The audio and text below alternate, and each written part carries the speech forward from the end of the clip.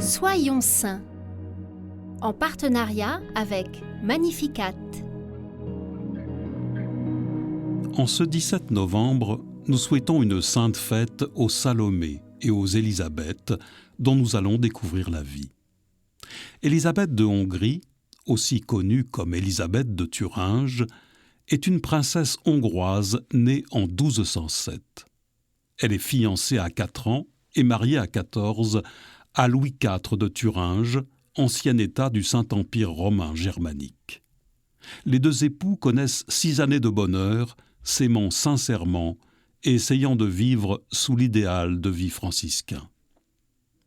Peu après son arrivée à Thuringe, ils se rendent tous à la messe pour la fête de l'Assomption. À l'autel, les princesses s'agenouillent devant le crucifix. Mais Élisabeth enlève sa couronne, la dépose et se prosterne. La reine en colère l'apostrophe, disant qu'elle déshonore son rang. Élisabeth lui demande comment elle pourrait paraître couronnée d'or alors que son roi est couronné d'épines.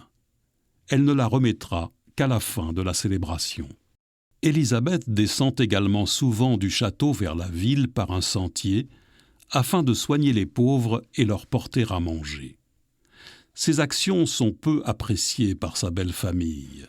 Une fois, après avoir volé de la nourriture en cuisine, elle croise son beau-frère.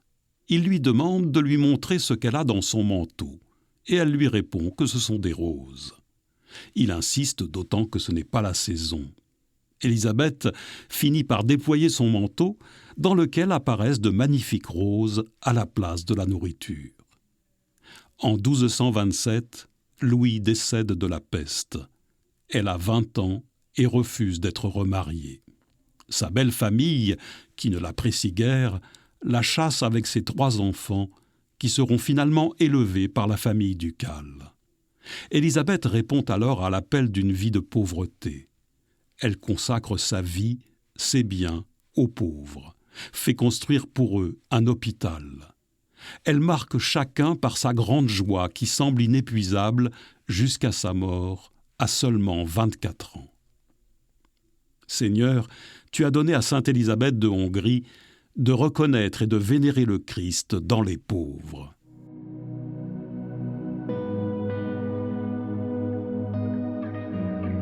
Accorde-nous, à son intercession, de servir avec joie ceux qui sont dans le besoin et dans l'épreuve.